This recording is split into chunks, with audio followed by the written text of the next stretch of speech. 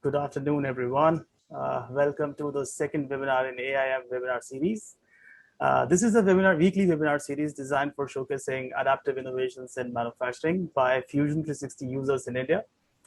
These webinars bring community interactions, celebrating the course of design, innovation, and collaboration. My name is Varunita, and I will be your host for the entire AIM webinar series. Today's topic for the webinar is furniture design in perspective. In this webinar, we have Prashant Sriram and we have Michael Wakefield, who will be the experts for this session.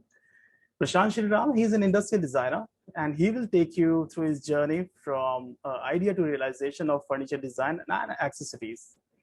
Then we'll have Mickey Wakefield, who is the Fusion 360 global program manager. He will share industry best practices for scalable design methodology. Guys, trust me, wear your seatbelts. This webinar is going to be fast and intense. Hey, Prashant, thank you for being with us today. The show is all yours. All right. Hello, everyone. First of all, I'd like to thank Varun and the Autodesk team for giving me this opportunity to talk in this interesting webinar series that I have put together over the course of a few weeks. And today I would be talking about furniture design in perspective. So let's get into it. A little bit about me. Hi, I'm Prashant Sriram. I did my bachelor's in mechanical engineering from the National Institute of Technology in Warangal. And I worked in the industry as a mechanical engineer for a couple of years. And it took me a while to realize that my aptitude really lied in design, and which is when I decided that I wanted to pursue a career in design, which took me to Srishti Institute of Art Design Technology to do my master's in industrial design. And I've been in the field of furniture design for the last 3 to 4 years, working with a couple of companies, the first one being Phantom Hands, which deals with mid-century modern furniture, and Morph Design, which is where I currently work in. This is an interior design firm based in Bangalore. So here's a quick snippet of our Instagram page, the kind of work that we do. We work with different clients to give solutions in different categories, as you can see. So you can head on to the Instagram page to see further. And this is a bit about what I do. I try to experiment with materials, with both metal, macrame, and anything else, kind of trying to put them together and come up with different ideas for furniture, essentially. Before I get into the further slides, I just would want to say that I'm going to talk about my design process, how I go about designing the furniture. And let's hope that at the end of the session, you have something to take away. So before you start any design process, having a well-defined goal and laying out a clear roadmap really helps. Imagine you're doing great work, but it doesn't align with what the client requires. I mean, essentially, you would be doing good work, but then you'll have to do the whole thing all over again, or you'll have a lot of changes. So in a sense, you don't want to be shooting blind. You want to have a well-defined goal that you want to reach towards. Moving on, this is an example of one of the projects that I did. And I just want to drive the point across that whenever you're designing a product, whether it be furniture, whether it be a consumer product or consumer electronics, the inspiration for the product need not lie in the same product. As you can see in this case, I've drawn inspiration from the technique of Chanpatna and the Indian architecture. So essentially, inspiration can come from anywhere, right? As designers and engineers, we all would have used sketching as a tool to communicate with one another. Maybe you have an idea you want to communicate to your colleague, to your boss, or even to your friends. So we all have used sketching in some form as essentially to communicate the basic idea that you have, or maybe even certain details that you want to figure out before you take it out into CAD. So I guess it's one of the most important tools that we all use as designers and engineers before we sort of get into the CAD process. And one of the tools I use in Fusion quite underrated, but I feel that I use it in all my processes, is the canvas tool. And essentially you look at this as a tool which helps you capture the proportions. And in any sort of design that you do, proportion is really important. So if you end up eyeballing the design that you've done on paper on CAD, I've done it and I've faced that you don't really get the same proportions that you had on paper. So when you have the views laid out quite well and put together, it really makes it easier to get the CAD out and your final product is in the right proportion. So before I go further, so now I just want to diversify into certain design manufacturing scenarios. Since we are talking about manufacturing in particular, I want to talk about certain projects that I've done and how I tackle certain scenarios in manufacturing. And let's just get into it. So this first scenario I want to talk about is this one. It's essentially a side table with a wooden top and a metal base. And I sort of did this out in CAD, and we have a 2.5 axis CNC to sort of make the mold for the leg, right? So the leg is basically made in aluminum, and we wanted to sand cast this leg. And it's quite simple and quite logical, but what you can see is that since the constraint of the machine, in essence, was that the maximum height was 25 millimeters, I had to split the body into two so that I could get a positive for the mold, which then put together and then got the cast out, as you can see the image to the right. Well, after the casting is out, you know that there are a lot of post-processing that has to be done to grind it and sand it and to get it to the final product that, as you can see in these images out here. A quick glance of the entire process that I spoke about. Let's move on to the next scenario.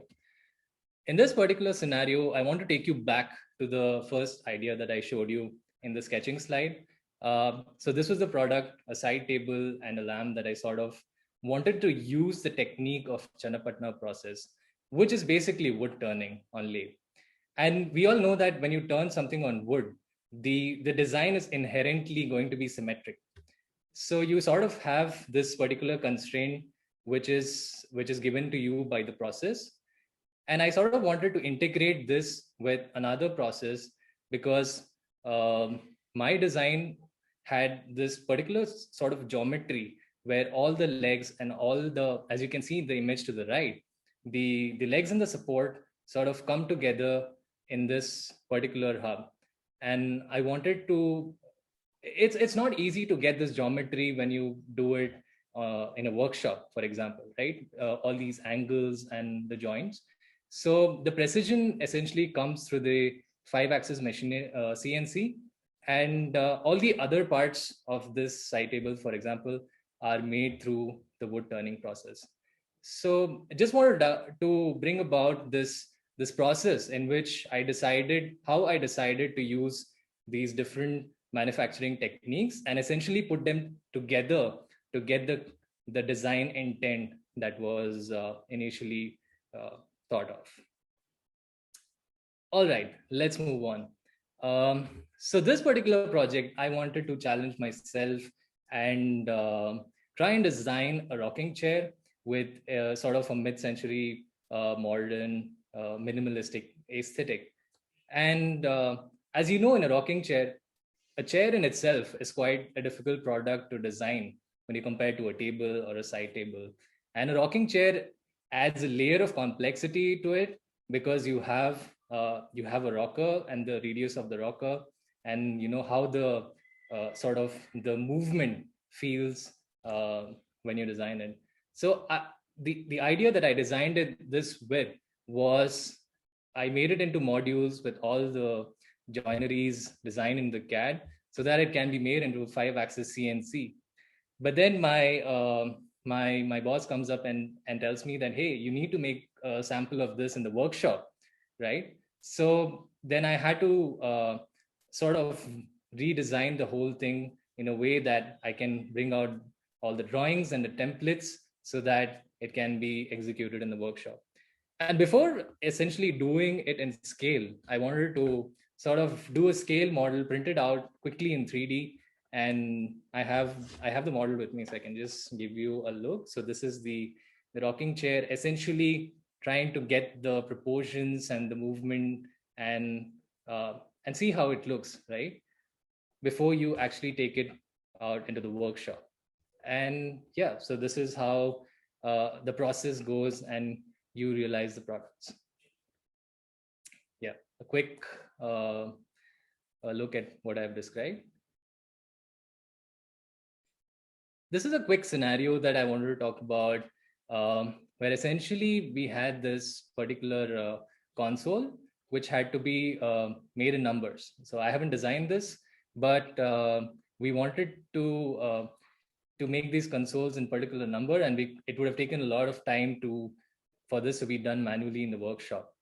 So what I did was, based on the stock size of the wood that we have in the factory, and the different joineries, as you also saw in the rocking chair, just integrated in the CAD. All I had to do is send out these files to our CNC coordinator, and then we had it done and ready and good to go. Yeah. And this is somewhat exploratory, but I wanted to take you through this interesting feature that Fusion has, called generative design. And you would have seen this in the previous session, where Mr. Abid from Social Hardware sort of brought out this very nice case study where how this particular feature of Fusion was used. So I wanted to use this in furniture design and to try and see what is the kind of aesthetic we can drive through this process. And as you can essentially see through this mood board, the aesthetic has this combination of organic yet technological element. So in a sense, you know what is the kind of aesthetic that is going to be driven by the software. And so yeah, so this is how I sort of took the process out in CAD.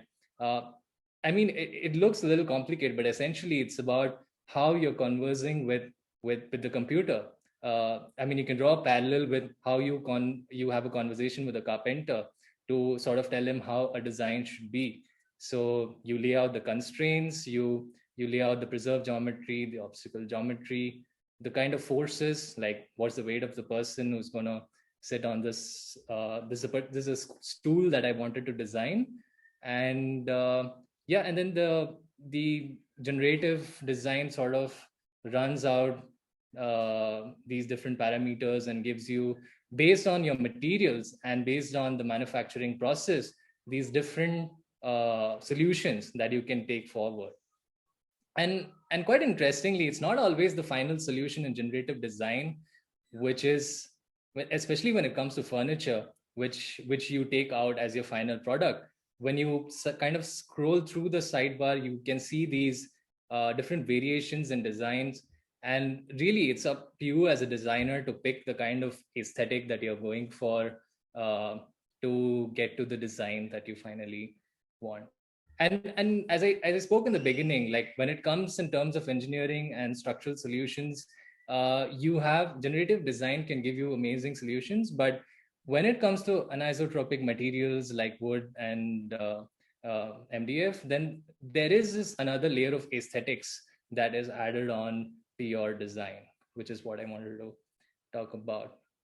And I hope we are still on time. I'm just going to wrap up with this quote which I came across, and this Japanese designer called Soetsu Yanagi. He says that man is most free when his tools are proportionate to his needs.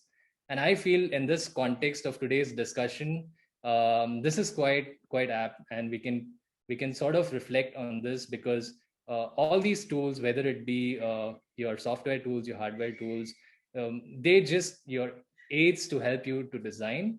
So it's, if you have a design process in place, and you can just use these tools to sort of realize your design.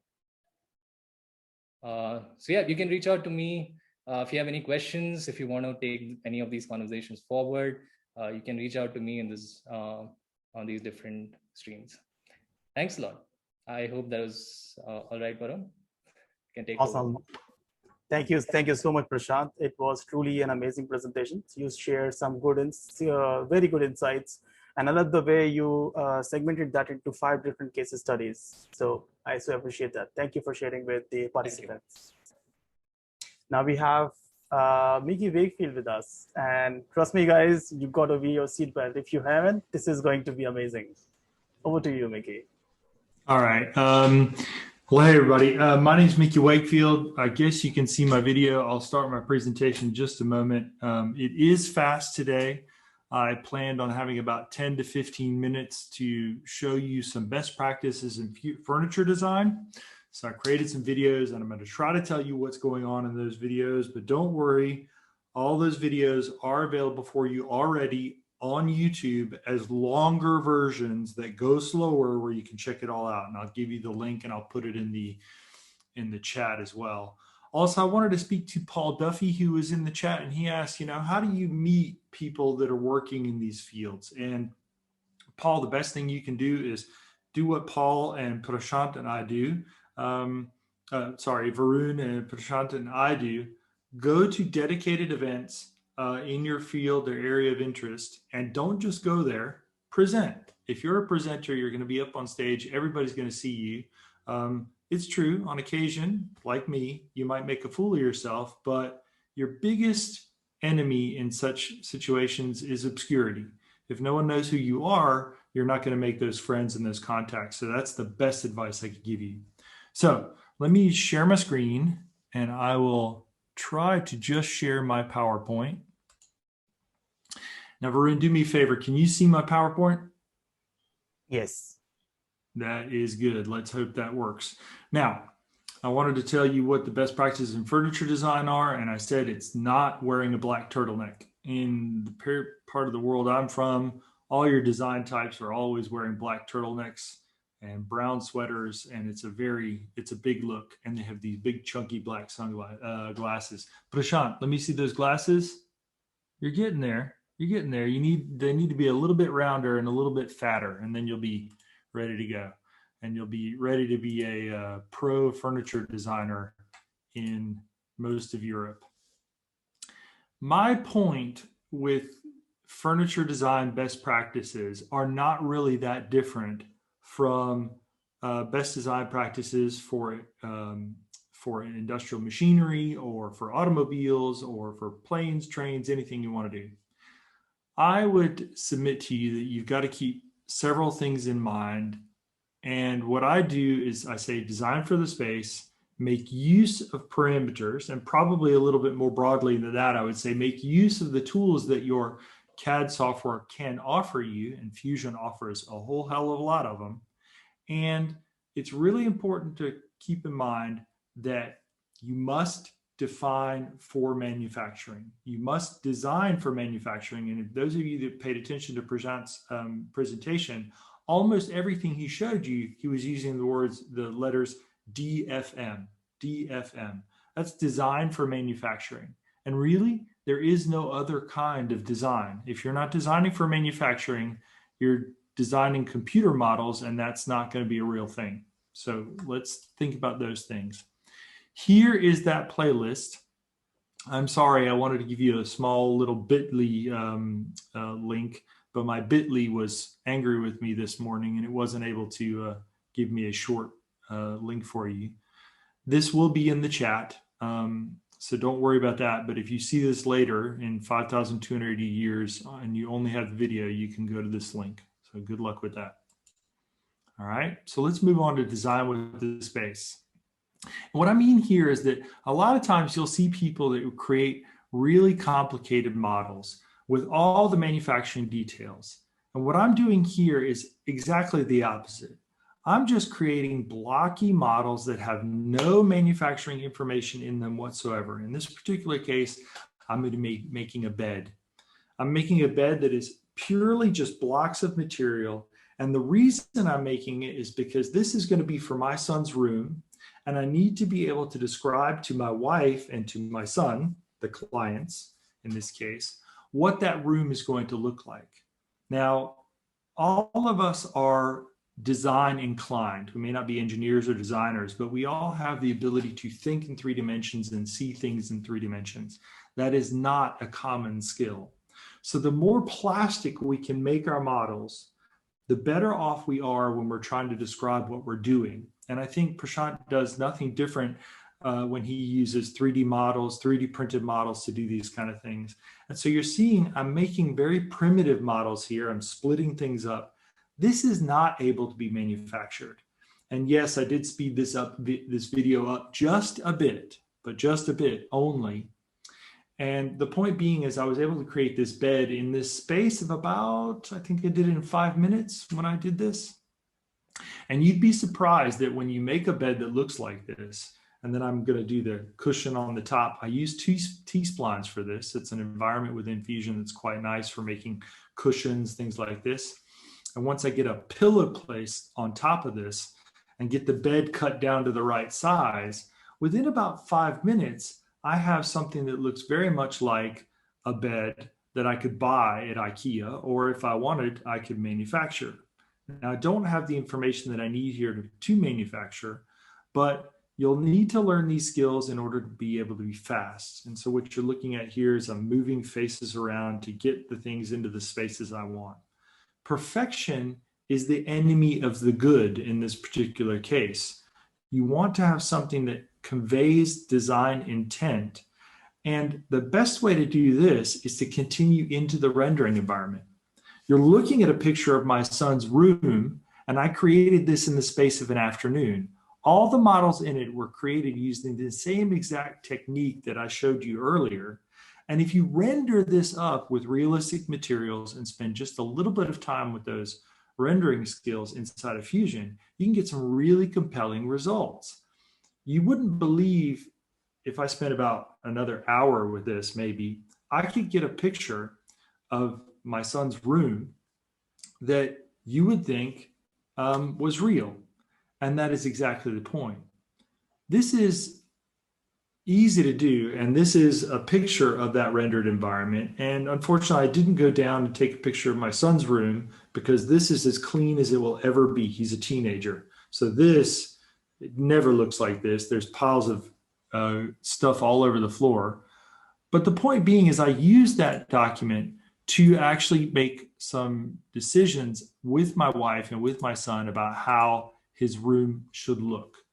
And once we had those decisions, I was able to take those models and build them out into something bigger and better. Prashant, is this something that you do in your daily work as well? Yeah, I can relate to the process where you sort of, when you have a design intent, you don't necessarily need to initially build it out in a way where you want to take it into manufacturing per se.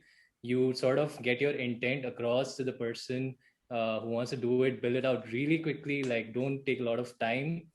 And then once that is captured, then you can sort of take it forward for manufacturing. So I can correlate to that. Exactly. I think that that's something that's really common. And unfortunately, people that are really good with CAD, they have a tendency to build perfect CAD models right from the beginning with everything in them. And I don't think that's actually one of the better ways to work. Make use of blocky models, make use of the rendering far more than people tend to, and you'll have much better results in the end. That room really came together. It really worked well. And now my son can throw his underwear all over the floor in style. So if we talk about making blocky models to begin with, now we're coming into the meat and potatoes of it. If I want to make a set of shelves, and especially if I know that these shelving might be made several different times in several different locations, once I have a design intent described by a model, I could use parameters. Now, a lot of people don't recognize that when you create a sketch like this in Fusion 360 and really in all parametric 3D CAD systems today, these dimensions that you're entering, every single one of them is a parameter. And so when you have them in there, you can actually name them and you can even make relationships between them. In this case, I'm relating that top dimension to both the overall length of my shelving system and the height of the drawers that I'm going to put it down at the bottom. You can see that that's a parameter-driven equation because it says f of x on it. Once I have this very basic sketch, and this is the very first thing I do, I have all these parameters, and I can give these parameters names inside of Fusion. So they're easy to find and reuse, because every time I have a parameter that has a name, if I'm being asked to enter a particular dimension, I can, instead of entering a number, I can just enter this name, and it will take the value that's been stored.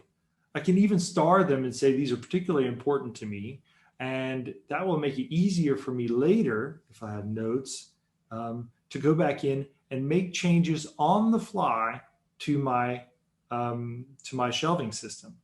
So they're all in here, and I can drive the entire shelving system based on that sketch. This is something that far too few people do. So once I've got a bit of geometry created, and what I tend to do is I make blocks of geometry, and I start using cuts by using the split body command to actually cut this thing up into the bits and pieces that I want to have, because I do envision making this particular piece on a 2.5 axis CNC machine or something similar. And I can cut that all up into separate bodies. And after that, I create out of those bodies individual components. For the first time, when I have individual components, I now have a bill of materials that actually shows all of my parts. And it's important that I do it in that order, and I'll show you why in just a moment. After I define the material to be MDF, I can then go in and pattern this shelf. And it's important that I pattern it after I created the components, because if I had created the pattern before I created the components, I would be patterning the bodies of the shelf. And that would mean that I would have 3 or 4 shelf bodies, and I would then later create the components. If I did it that way, I would have a situation where the bodies were all exactly the same, but they would have different names, and they would show up on my materials list as shelf 1, shelf 2, shelf 3. They would not be the same part. What I want is to have them be shelf instance 1, shelf instance 2, shelf instance 3. And so I have to think about the way I structure my assembly in order to make those things happen the way I want. So keep in mind your assembly structure. Use a technique that I call top-down design to drive everything off of one sketch and one sketch only, using parameters to relate those measurements to each other. And you'll have an incredibly flexible piece of material or piece of furniture that you can change any number of times, and you'll be ready to go. All right. Prashant, do you use some of those techniques as well? Yeah, I mean, parameters I feel is like one of very powerful tools, because suppose you haven't defined the parameters, and someone asks you to, hey, can you just change this particular dimension for me? And then you're like, oh God, I have to change all the dimensions in the sketch. But essentially, if you have it all connected through parameters, you just have to change one of the parameters, and the whole sort of CAD model follows the parameters. So yeah, I would agree with not only furniture, with just about any kind of CAD model. You want to be doing this. It is a skill. It does take skill to organize and manage your structure of your assemblies in such a way to be able to make sure everything updates robustly. But start early, and you'll be much better off as you go forward. Now, define manufacturing. I just made a very quick example using the shelves that I just showed you. If we have a set of shelves and they're ready to go as an assembly, I want to consider how these are going to be manufactured. We have a manufacturing environment inside of Fusion, and you can define certain materials that you have at your disposal. And what I'm using here is the nesting extension inside of Fusion. With nesting, I'm able to tell the software, okay, I have these palettes of material available to me, and dear Fusion, could you split this up and put it onto these pieces of material that I have available so that I could cut it with a laser cutter or a 2.5 axis CNC machine. It will do all this and it will lay these out in the optimal way according to my settings. And I can even share these materials and these optimal settings with anyone I'm working with. This makes it really easy for me to define those CNC programs, or if I'm using some external CNC program, I could even just export a DXF of this layout, and I could use another program, something like VCarve or something like this, in order to define how my parts should be cut. So going on from this, you could actually define a setup with CNC and continue on to make sure that you actually have machine code to cut these things. Now, Prashant, do you ever use these sort of things yourself? Yeah, I mean, especially if you saw the example of the Chanapatna side table that I made.